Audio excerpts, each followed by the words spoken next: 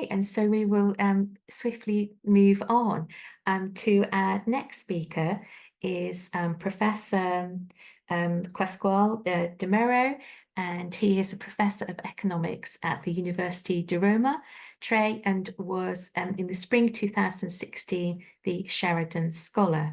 His interests include the measurement of well-being and inequality.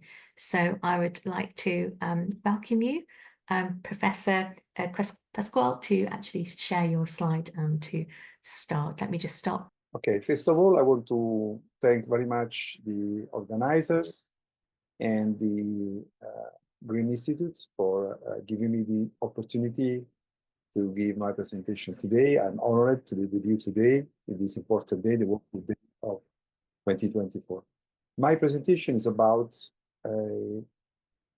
the global hunger issue in our world, which is a world not of scarcity, but as I would show, of an unsustainable opulence.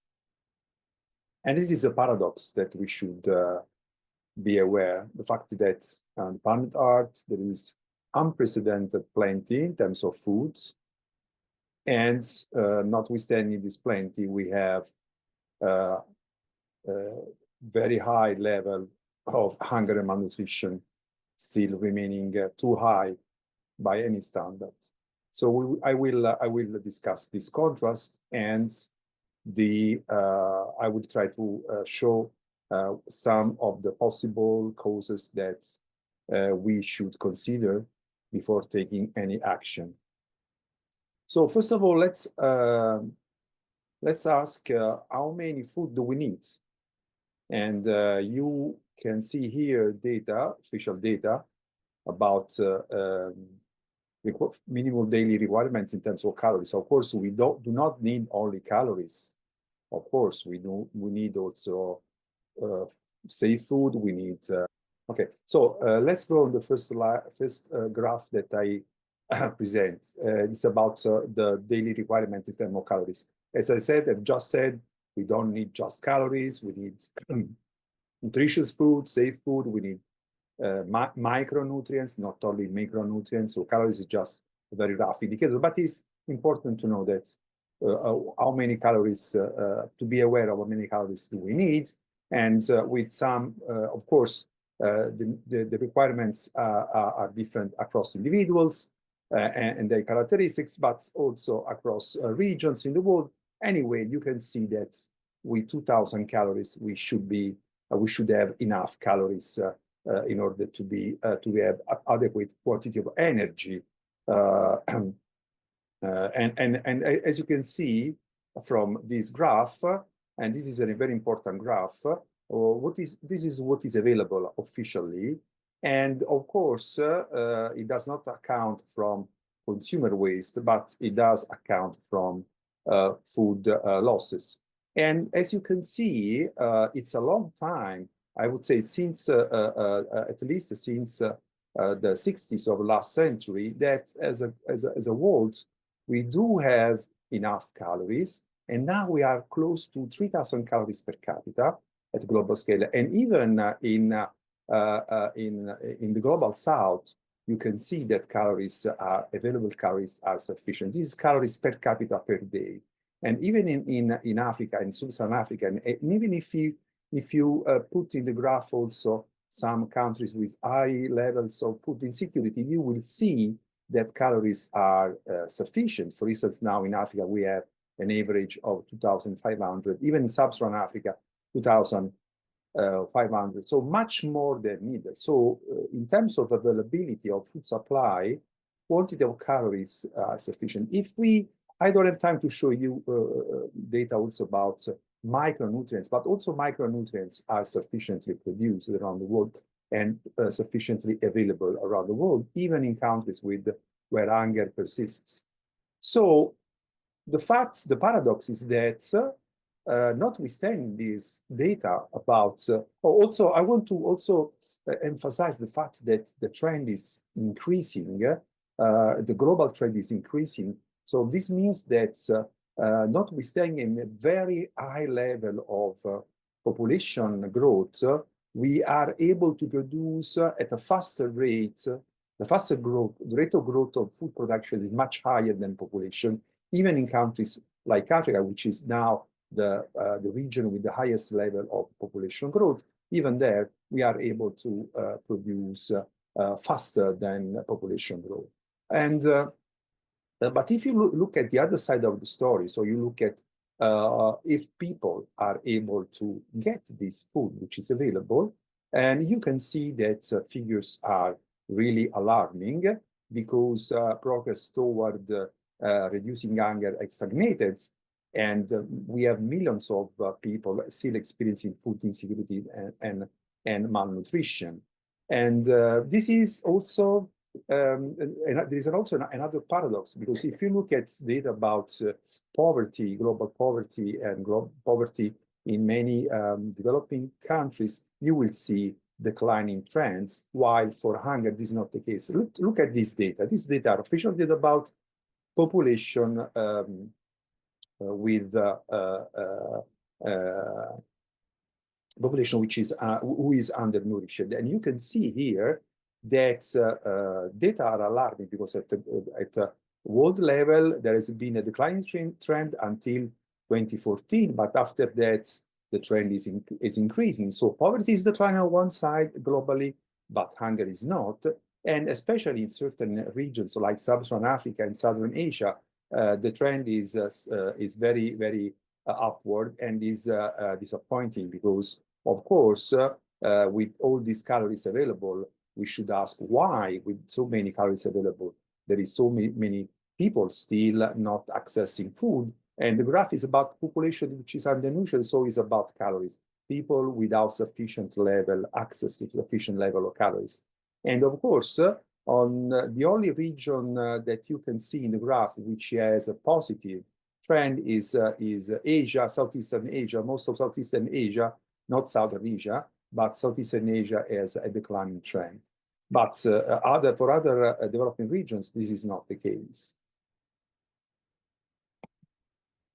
And even if you don't look at percentages, but you look at absolute numbers, the level of hunger is disappointing, because you can see, for instance, in Sub-Saharan Africa, since 2010, the number of people undernourished are increasing, and at world level, this is the same since 2014. So we have a very, very severe situation, which is a failure for international community.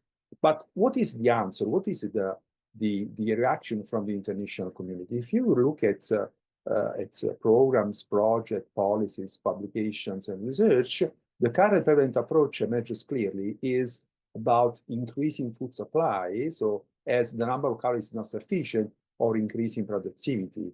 And so the idea is that I have a couple of examples here, for instance, from the Journal of the International Monetary Fund or from Nature. So the idea is that in order to fight against hunger, we should increase more food. We should produce more food or increase productivity by using technology. This is not wrong, of course, but is this the remedy for a world which is already a plenty of food, even if not safe often, and not and often not of good quality?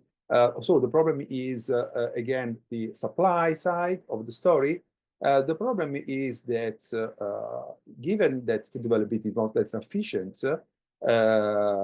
and production continues to grow faster than population, we should try to understand why so many people cannot access food. So this is the right question on how to produce more food.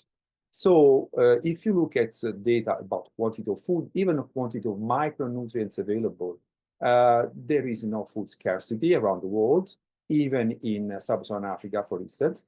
But we do have a lot of people without food entitlements, though that is people without decent jobs, people without sufficient purchasing power, people without endowments, which are assets, people that cannot access to nutrition food, people that cannot have physical access to food, access to markets. There are not sufficient safety nets, and of course, conflicts contribute very much to this situation. And if you look at data, again, let's look at evidence, empirical evidence about hunger. So if you look at data, for instance, about inequality in calorie intake, the most recent data show that precisely in the area where hunger is strong, there is also a higher level of inequality in calories, so that is in access to food. So food is there, but as there is inequality, and although the average number of calories available is sufficient, the distribution of food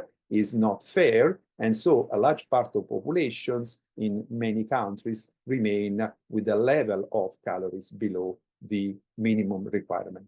And of course, we do know that the root causes of this lack of access for a part of the population are poverty, inequality, and lack of democracy, because governments do not, without democracy, do not put in place adequate policies like for instance, safety nets. So this is a problem of people not having access to food, not a problem of food supply. Who are people also, oh, I was skipping this slide, but it's important. Also, we do know that this incredible growth of food supply that is there since at least 60, 70 years or more. We have data since the mid 20th century, but of course, even before, we do have this incredible growth of food supply came at a cost of a great pressure on planets, with 26% of greenhouse emission that come from food production, 50% of world habitable land used for agriculture, 70% of global freshwater withdrawals are used for agriculture, 78% of global ocean and freshwater pollution is because of agriculture. Biodiversity, especially of mammals, has been reduced because of agriculture, and so on. So we do know that the price in terms of environmental impact of this increasing production, increasing productivity, and increasing the capacity of having more yields and more also animal production, came to a very high cost in terms of plant pressure, in terms of pollution, in terms of degradation of natural resources, and climate change. So we do know that increasing production, if it's not sustainable, can generate a very large negative externalities and put at risk the survival of future generations.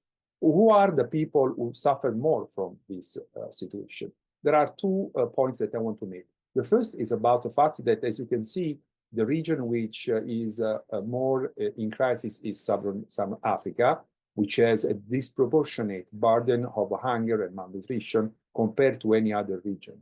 It's the region with the highest prevalence of undernourishment, at least since 1992, as the only region in the world where the number of undernourished people is steadily increasing since 2010. So it's a particularly critical region, and I think that more attention and more resources should be employed to address this problem from the national government, but also from the national community. Also, climate change further exacerbates food insecurity in Africa, because we know that Sub-Saharan Africa and Africa in general is a region where there is the lowest impact on climate change, but the impact from Africa to climate change in terms of emission, for instance, but the highest impact in terms of consequences of climate change. So even if you look at economic growth, in Africa, there has been a certain level of economic growth in the last decades, but this did not generate higher food security, but a stagnant situation. Finally, I want to make a point about another focus, which is women. Women and children are disproportionately affected by hunger because of their roles, because of economic disparity, limited access to resources, and discrimination. So addressing gender inequality is crucial to tackle food insecurity. If you look at hunger numbers, we know that most of the hungry people are women. So if you want to have a strategy to fight hunger, before any action to increase supply, to improve supply, we should give more attention and resources to young women.